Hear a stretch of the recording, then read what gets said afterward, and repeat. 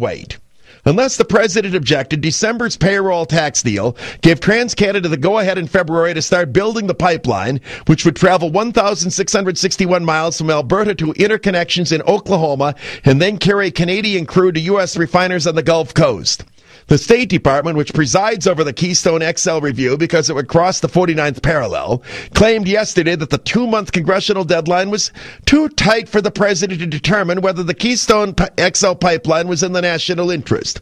The White House also issued a statement announcing Congress's rushed and arbitrary deadline, which merely passed with overwhelming bipartisan support.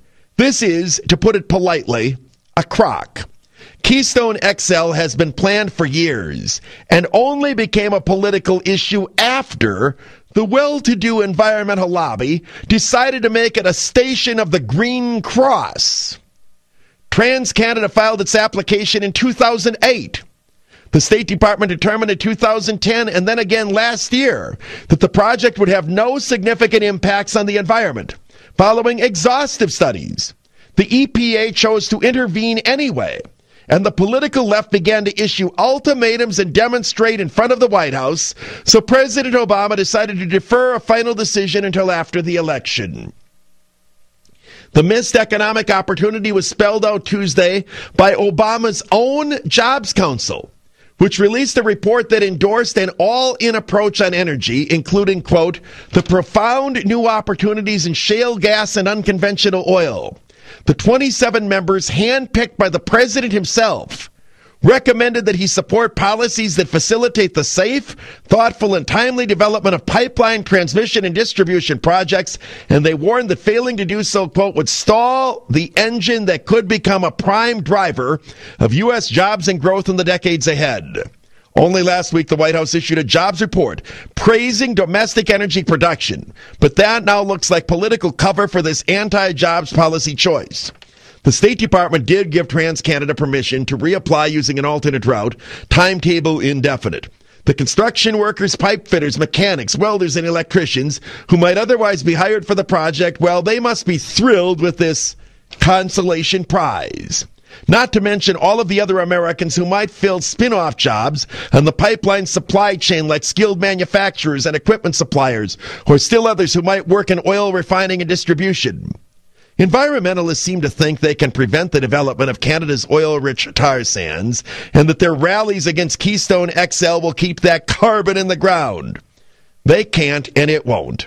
America's largest trading partner will simply build a pipeline to the Pacific coast from Alberta and sell its petroleum products to Asia instead, China in particular. Such green delusions are sad, and Obama's pandering is sadder, though everything the country stands to lose is saddest. If Mitt Romney and the other Republican candidates have any political wit, they'll vindicate the Keystone's national interest,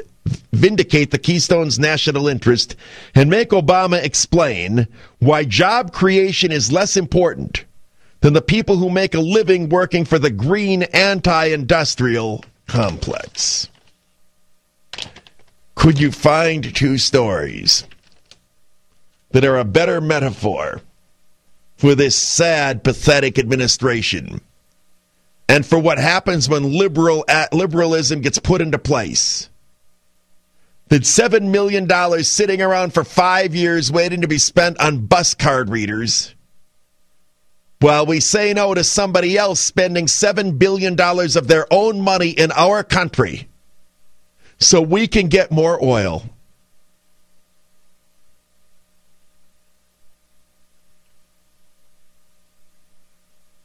We have never in the history of this country had a president as far off on the fringe as this guy.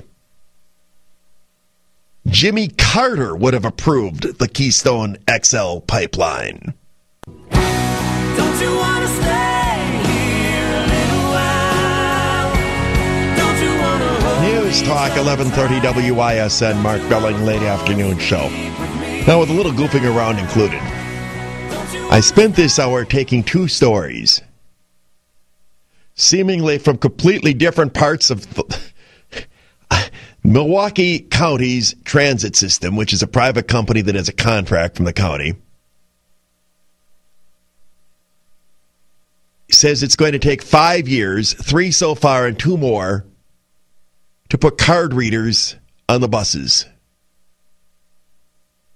Despite the fact that the federal government is giving them $7 million to do this. By the way, if Obama had given me $7 million, I guarantee you it would not take me 5 years to start spending the money. I believe I would have started spending the money the minute that the check hit my hot little hands. Can you imagine how quickly I would have driven to the bank to start cashing some of that thing out? You want to stimulate the country, you lefties, Obama. You want to save yourself. Give me some money right now. Trust me, I'll get some stimulation going. Admittedly, it wouldn't be spread across the entire economic spectrum. Few cigar stores would probably be happy. Few bars and restaurants probably would be well off. Be a big increase in the betting handle at some racetrack. What else would I do with the $7 million? I'm telling you, though, I'm sincere about this. I would have created more stimulus than they ever did. I would have gotten the money moving at least a little bit. And I contrasted this with the disgraceful rejecting of the Keystone Pipeline, something that until a year ago was not even thought to be controversial. Remember that this was sailing along. I think these two stories coinciding explain everything about why the president's economic policies not only have failed, but why the deficit blew up. The money spent on stimulus was wasted. No jobs were ever created because we spent the money almost entirely on government, and even then some of the money hasn't even gotten into the system, into the so-called pipeline. In the meantime, here you have Keystone XL. Here you have the United States of America, country in which I wonder what the price of oil has gone up since Obama's been president. And by the way, I don't blame him for it. I'm just saying. Well, off the top of my head, I bet oil is 60% higher between January of 2009 and now. I don't know when it was. I might be low. Obviously, oil's had a tremendous move upward in the last few years.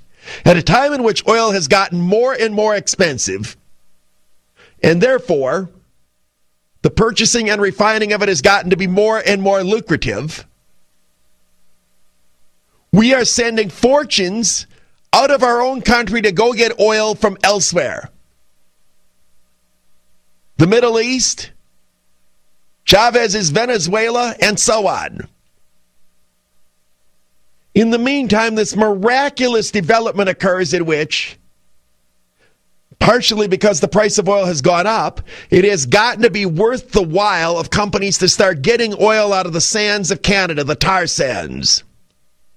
This promises to be a way in which we can liberate ourselves from needing much, if at all, oil from the Middle East. This guy won't let us get it.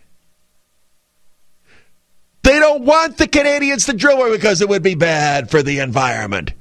Why in the bleep isn't it bad for the environment that they're digging it out of the deserts of the Middle East, out of the tundras in Russia?